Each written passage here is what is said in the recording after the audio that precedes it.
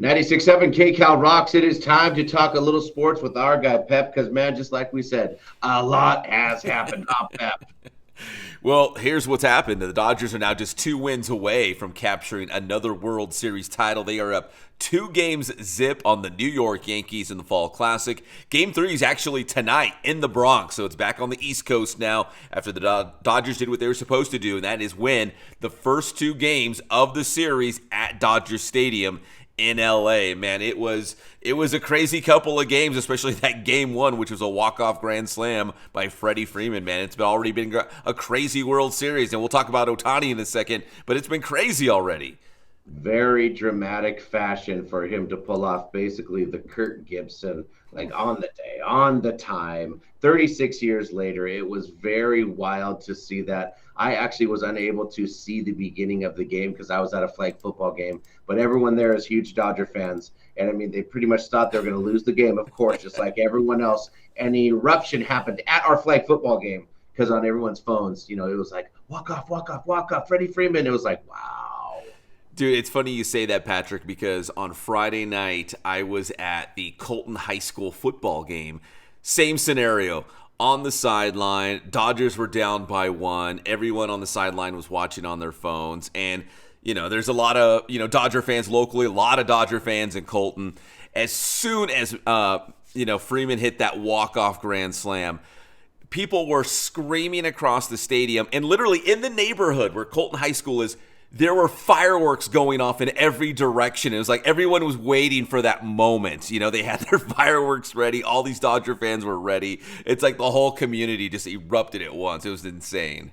It is baseball at its finest when you're basically down in the dumps if you're a Dodgers fan because you're like, oh, man, we're going to lose game 1. And to the ultimate height of celebration. It's very wild. Yeah, man, what a moment. A classic moment, right, for the Dodgers, from years now. You talk about the Kirk Gibson home run. Like, this will be like, the Freddie Freeman shot will be one of those moments that Dodger fans will remember forever. So it's been pretty much all good for the Dodgers through the first 2 games, except, and everyone's holding their breath, except that Shohei Ohtani injury. Will he be fine tonight? Is he going to be... if he plays, is he 100%? Like, that's probably the only thing where Dodger fans are like, oh man, we gotta find out what's gonna happen with our guy Ohtani.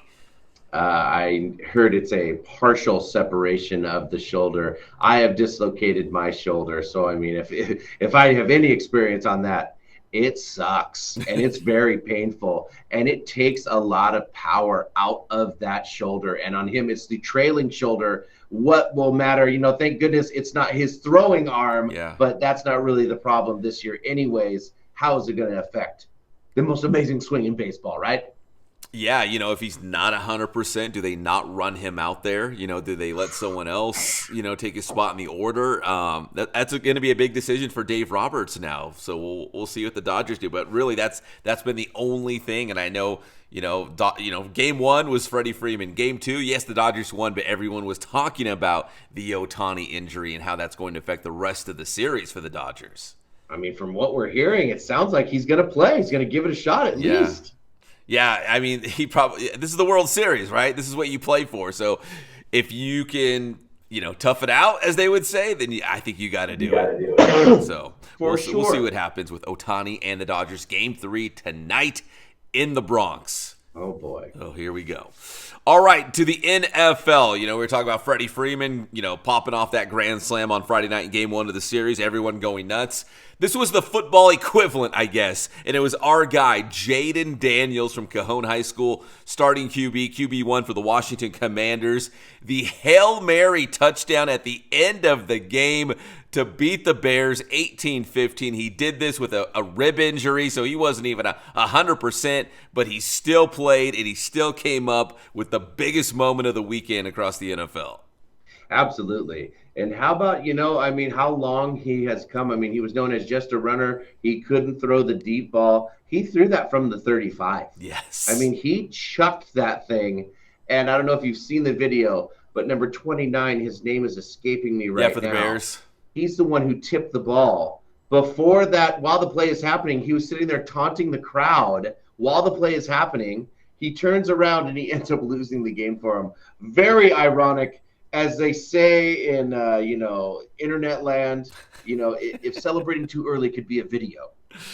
Yeah, Boom. he wasn't paying attention.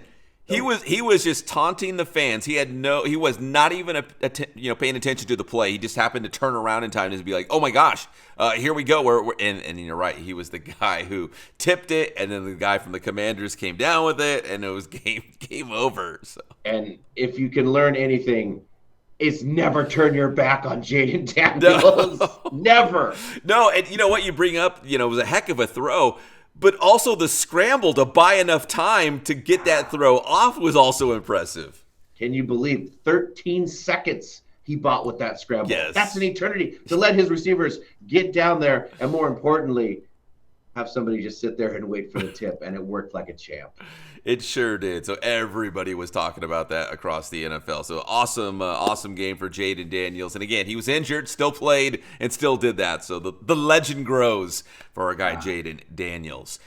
Now, the Raiders had a chance, like they usually do, against the Kansas City Chiefs. The Raiders always play the Chiefs tough. I don't know what it is, but they always play the Chiefs tough. In fact, I think the Raiders were the last team to actually beat Kansas City, if I got that correct.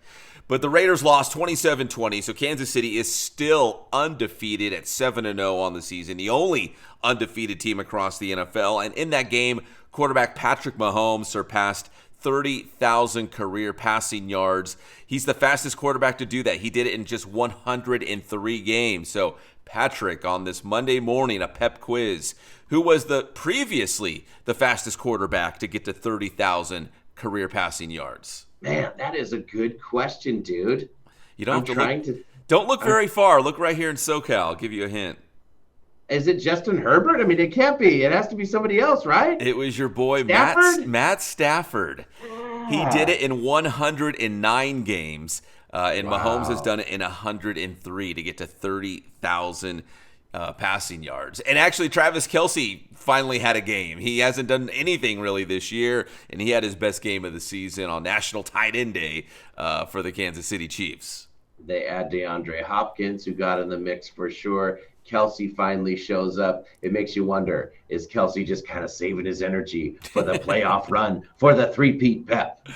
Maybe, right? He's not getting any younger, so maybe he is. Maybe he just shows up in the big spots. But he finally had his best game of the season so far. Finally showed up for Patrick Mahomes as the Chiefs held off the Raiders. The Raiders had their chances; they had opportunities, just couldn't put them away. That's kind of the story of the Chiefs season, dynasty, all that stuff. You got him in a spot, you got him in a tough spot, and you let him off the hook, and they'll take advantage of it. So that's exactly what the Chiefs did, 27-20. And I feel like maybe the only team that's going to challenge Kansas City, and I could be wrong, I've been wrong plenty of times, would be maybe the LA Chargers, man. The Chargers coming off a win against the Saints 26-8. I know New Orleans is way down, but still, the Chargers are winning the games they're supposed to win, and I can't wait for that rematch with the Chargers and the Chiefs. I feel like LA is going to give them a game. I feel like you're right because, Mahomes and, Kelce and in that offense really gather a lot of the attention, but really that defense. And Jones is just a disruptor like nobody's business. They can put him all over the field and he causes problems. Maybe you need someone like the Chargers who run the ball with JK all day to kind of gas that defense to take those Chiefs down. Yeah, that's a great point, Patrick. Everyone talks about how great Kansas City's offense is, and Patrick Mahomes is a generational quarterback, but dude, their defense has really been their calling card of late, and their defense has been great. They've come up in big spots. They got a huge 4th and goal stop on the Raiders yesterday, which really could have changed the complexion of that game. The Raiders could have won that game if they punched in that touchdown. It could have been a different game. That was like late in the third quarter. So yeah, the Kansas City defense has been awesome, but the Chargers are strong up front on the offensive line. They love to run the football. Again, Big Ten style football by Jim Harbaugh. Maybe that is the kryptonite to Kansas City. We're going to find out pretty soon. But I feel like the Chargers might be the team out there that might give the Chiefs the biggest headache. I think you're right, though. It'll be that offense against that defense. And you're right about the goal line stand. That is soul snatching when a team can do that. Yeah, they had 4 opportunities to punch it in, and the Chiefs stopped them every single time. So Yeah. that was a big win for the Chiefs against the Raiders, big win for the Chargers against the Saints. And finally, I'll wrap it up like this. I'll give a shout out to my guys, the 49ers, beating America's team on Sunday Night Football. 2 teams kind of underwhelming this season, but the 49ers, man, just cannot catch a break. McCaffrey's out, we know that. Ayuk is out. Deebo Samuel, left the game. It's like, oh, what else? They were playing receivers I'd never heard of. These running backs out there. I'm like, what is going on? But they still found a way to win. The only thing worse than being a 49ers fan right now, because it's pretty hard, is being a Cowboys fan. That's the only worst thing out there.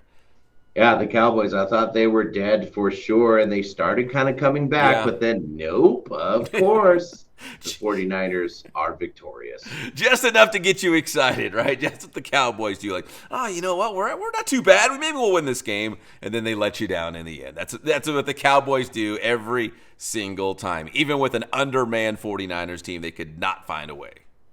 But they're battling their way back, man, and we will know more once Thursday rolls around. Enjoy your World Series tonight, Pep. Tell them how to get your stuff. Yeah, game 3 tonight. The Dodgers can take another step towards that World Series crown. You can get my stuff anytime on Inland Sports Facebook, Instagram, Twitter. We got Inland Sports on YouTube. You're already hanging out on YouTube, so come check it out. That is Inland Sports. Thanks, Pep.